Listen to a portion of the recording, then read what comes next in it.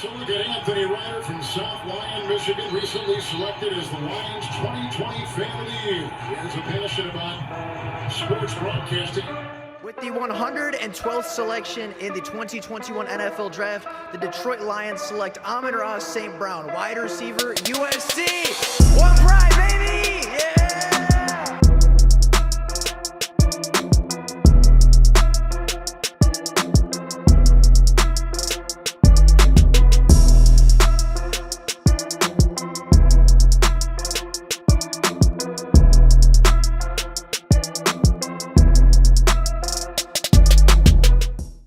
The Detroit Lions are in a very interesting situation this offseason, as unlike most, the Detroit Lions are vying for a Super Bowl this year. No longer is it in the mindset of, okay, we're building a foundation in year one. We're improving that foundation in year two. We're looking to be true playoff contenders and host playoff games in year three. This is year four of the Brad Holmes era. This is the time where the Lions are shooting for a Super Bowl and they want to be crowned Super Bowl champions. And I think a great way that they can do that, of course, outside of both free agency and the draft areas that they've already excelled and already improved the team at, could potentially be a trade for that final piece or a veteran that could potentially put the Detroit Lions over the top. Now, at the trade deadline this year, about week 8 or 9-ish, there was a lot of speculation that the Detroit Lions were going to make a trade. There was a lot of speculation that maybe the Lions would go big and get a guy like Max Crosby. Maybe they'd go small and get some secondary help. And at the end of the day, at the end of the trade deadline process, the Detroit Lions made a trade. They traded a 6th-round future pick for Donovan Peoples-Jones, the wide receiver. Not a move that many people liked or many people saw coming, but a move nonetheless. Brad Holmes has made very few trades in his time as the Detroit Lions general manager. He traded a 7th-round pick for Michael Brockers. He traded, I believe, a 5th-round pick for a wide receiver from Denver in his first year, as well as, of course, last year trading a 6th-round pick for Donovan Peoples-Jones.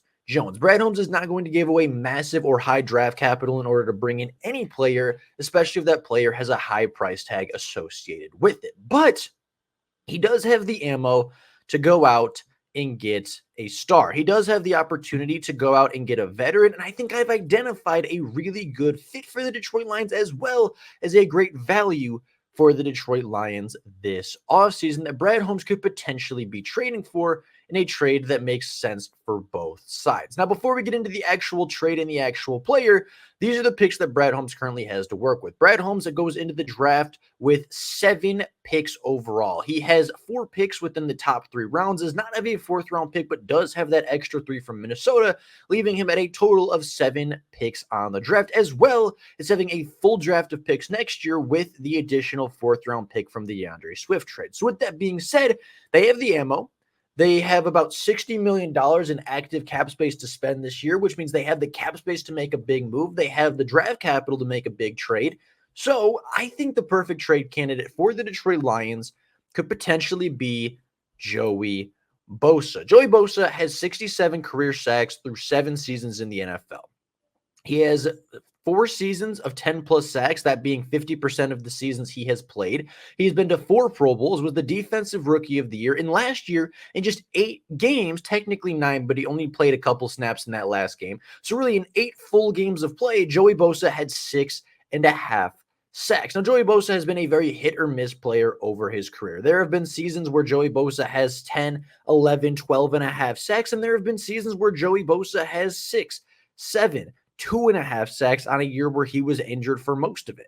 Joey Bosa has been up and down. Joey Bosa has had a lot of injury concerns throughout his career, but as just a 28-year-old veteran, he could very well fit within the Detroit Lions and be the true complement to Aiden Hutchinson.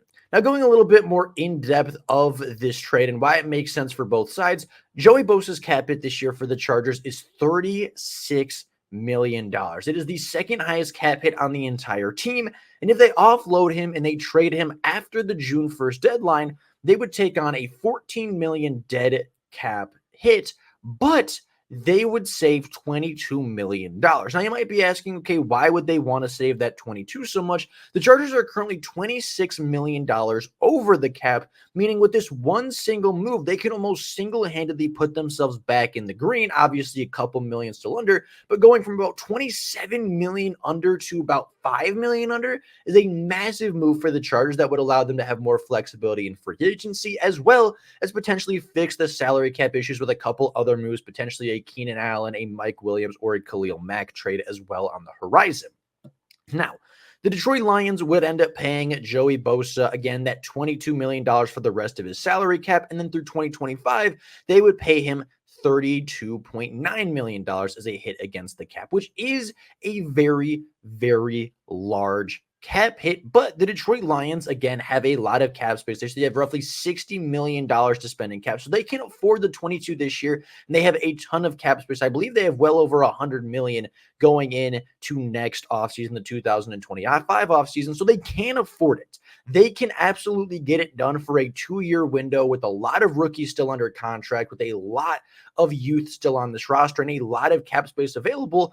They can take on a large contract right now and still sign, Amon-Ra St. Brown, still sign Aiden Hutchinson, still sign Penei Sewell, and potentially just backload a couple of those contracts until Joey Bosa is off the books. So while it may be expensive, it is nowhere near financially impossible.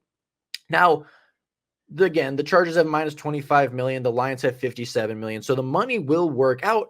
And I think a very proper trade, I think a very fair trade would be a 4th-round pick from 2025, likely the Eagles trade, just because it seems to be more likely that that will be the higher 4th-round pick, will be traded in exchange for Joey Bosa. The Detroit Lions will get to spend that 4th-round pick and essentially go for one-for-one trade, trading DeAndre Swift straight up for Joey Bosa, which in my opinion would be a great deal for the Detroit Lions to have.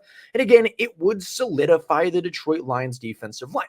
Now, obviously, there are some concerns about injury. There are some concerns about productivity. There are some concerns about Joey Bosa being the same caliber of player that he was. But I do think that it is worth the gamble. I think that the Lions financially can afford to gamble it. From a draft perspective, they can afford to gamble it, right? That 2025 4th-round pick, you're probably not going to find a more talented player than Joey Bosa. And quite honestly, that 2025 4th-round pick may never see the field at all. So even if you get Joey Bosa for 10, 11 games and he misses a month or even 2 months of the season, right? Let's say he misses even half. He plays 9 games in 2024 and he plays 9 games in 2025. Let's say he misses half the games throughout his remaining contract through the 2025 season. That is still potentially 18 more games than you're getting out of that 4th-round pick, and you're getting a far more impressive talent out of it than you would from that 4th-round selection on his own. Now, of course, there's always the possibility that 4th-round pick turns into Amon-Ra St. Brown or turns into Puka Nacua or turns into whoever the late-round gem is of that year, and I trust Brad Holmes to find that guy. But I think it is a more surefire thing to go for Joey Bosa, a player that has proven success in the NFL, a player that has had 12.5 sacks in the NFL before, a player that 50% of the time he plays, 50% of his seasons have been 10-plus sack seasons. So with that being said, I think that this trade makes a lot of sense for the Detroit Lions. It would make the Detroit Lions defensive line look like Aiden Hutchinson on one side, Aleem McNeil and Josh Paschal in the middle, with Joey Bosa on the other side. That is 3 pass rushers that realistically can get you 10 sacks on the season. Aiden Hutchinson just had 11.5. Joey Bosa has had, again, 4 seasons of 10-plus sacks. I think Aleem McNeil will do for 6, 7, 8 sacks, and Josh Paschal can get you 2, 3, if not 4 sacks from the interior as well. That is a great starting defensive line, and it doesn't have to be the end of it. Free agency, you could still address some needs. You can go through the draft and potentially get a guy like Jazeer Newton. It could make the Detroit Lions a truly elite defensive line. It would make the running defense significantly better than it already is, and it's already at an elite level. And I really, really do think that Joey Bosa could be the final piece, even though it's a little bit of a gamble, even though it's a little pricey, even though obviously you're gambling with the injury concerns. You can't deny the talent of Joey Bosa, and I think it's going to be one of the cheaper options for one of the more talented players on the market. Now, taking a look more in depth at Joey Bosa's 2023 season, again, he played 9 games but got hurt very early in the 9th game. So realistically, he played about 8 games worth of snaps. In his 2023 season, officially, Joey Bosa clocked in. Officially on the 2023 season, Joey Bosa played just 320 snaps, that being 51% of all the defensive snaps that the Chargers played this season. And with that being said, Joey Bosa was, I thought, actually fairly productive. Obviously, in those 300-ish snaps, Joey Bosa had 6.5 sacks, 6 tackles for loss, 8 quarterback hits, a forced fumble, and a fumble recovery. And there were certainly some games where he wasn't very impactful, right? There were games versus like Miami where he had just 1 tackle. There were games versus Detroit where he had just 1 tackle, that tackle still being a TFL. But there were games like Tennessee where he had 2 sacks and 2 tackles for loss. There were games like the New York Jets where he had 2.5 sacks, a forced fumble, and a tackle for loss. He played in 8 games and had a sack in 4 of those games and had a TFL in all but 3. He was still a productive player alongside Khalil Mack, and I think being alongside Aiden Hutchinson and Aleem McNeil, he'll see even more one-on-one opportunities. He'll see even more opportunities on the defensive line to create plays and get some sacks. And going back just game by game, you look at week 1, he played 87% of the snaps, and then he kind of got hurt, but he was playing 85, he was playing 59, 60, 57. He was right up there playing about 60% of snaps on the season when he was healthy. And then, of course, the drop-off really hurt. The 6% in week 10 really hurts him, as well as the 29% of snaps, only 19 in week 2 as he dealt with an injury. But on 19 snaps, he had 2 sacks and 2 tackles for loss. So we're still dealing with a high-quality edge rusher. We're still dealing with a easily tier 2, potentially tier 1 pass rusher, and pairing him with Aiden Hutchinson could be a world of difference for this Detroit Lions pass rush. I think it would make Aiden Hutchinson better. I think it would make Aleem McNeil better. I think it would make Joey Bosa himself better. And I think for the mere cost of a 4th-round pick in 2 years of a salary cap deficit, in 2 years where you have a surplus of capital, this trade makes a lot of sense for the Detroit Lions. It makes a lot of sense for the Chargers. It makes a lot of sense for Joey Bosa, and I think it helps everybody involved. But with all of that being said, that's all I got for you guys today. Let me know down in the comments below who you think the Lions should trade for, if they should trade for anybody at all. Let me know how you'd feel about this trade if it were to go through. I'd be very curious what you guys have to say and what you guys think. But with all of that being said, that's all I got for you guys right now. Thank you all so much for watching, and until next time, and as always, go Lions.